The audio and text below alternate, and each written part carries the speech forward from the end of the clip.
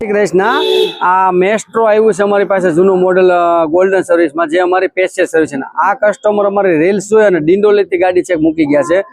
પણ ગોલ્ડન સર્વિસમાં અમે શું શું કરીએ છીએ એ બતાવશું, પણ કસ્ટમરે આ ગાડીને કેટલી હાલત ખરાબ કરી નાખી છે આંકવામાં એ તમને બતાવું છું કે ગોલ્ડન સર્વિસમાં ખોલી છે તો કેટલી ખરાબ ગાડી છે. પેલા જુઓ કે મેં આ પાછળનું વ્હીલ ખોલી નાખ્યું છે, એના લાઇનર ખરાબ છે.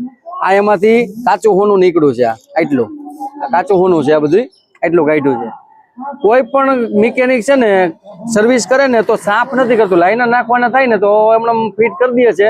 કારણ કે ઘણા મિકેનિક પાસે છે ને કમ્પ્રેસર પણ નથી હોતું કે ફૂંક મારીને મોઢેથી અને સાફ કરી નાખે એટલે આ નીકળે નહીં. અને અમારે કમ્પ્રેસર છે એટલે અમે હવા મારીને એટલું બધું માટી કાઢી છે તો એ એટલી માટી લાઇનરમાંથી નીકળેલી છે, લાઇનરની પ્લેટમાંથી. બીજું કે ક્લચ સાઈડ ખોલી છે, ક્લચ સાઈડની હાલત જુઓ કે આમાં કેટલું ઓઇલ આવે. આ જુઓ આખો ક્લચ છે ને ઓઇલથી ખરાબ થઈ ગયો છે. અને આ એનું પડ્યું જુઓ, આની હાલત જુઓ, આ કેટલું ખરાબ છે. આ કેટલા સમયથી આ ગાડી ખોલેલી જ નથી.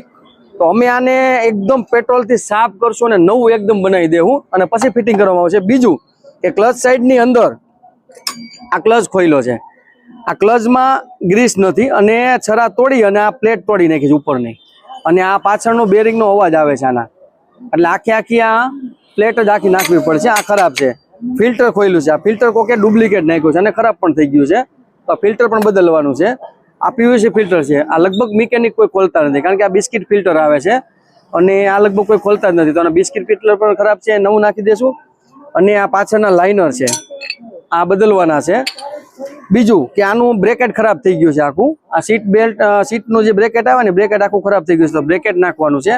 અને લોક સેટ પણ નાખવાનું કારણ કે લોક આખો ખરાબ થઈ ગયો છે. આ રોલર જોવો, ક્લચના રોલરમાં બધા એમાં ઘીસ્યું પડી ગયું છે.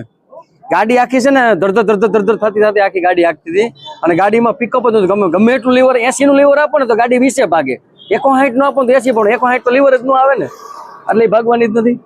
બીજા નંબરમાં કે આ ક્લચના લાઇનર છે, આ લાઇનર ડુપ્લિકેટ છે અને હાવ પટ્ટા પૂરા થઈ ગયા છે ઘસાઈ, તો આ લાઇનર પણ બદલવાના છે.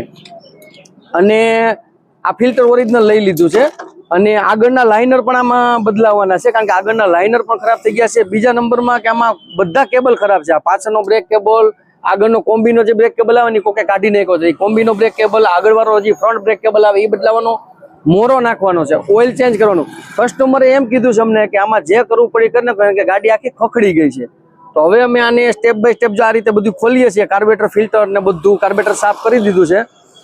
તો હવે અમે આને એકદમ ગાડી એકદમ મસ્ત રીતે સર્વિસ કરતું ને ગાડી એકદમ આપણે ટકાટક કરીને દેવાની છે, એમ એક નંબર હાલે ને એવી. તો હવે ગાડીનું ઓલમોસ્ટ અત્યારે ધીમે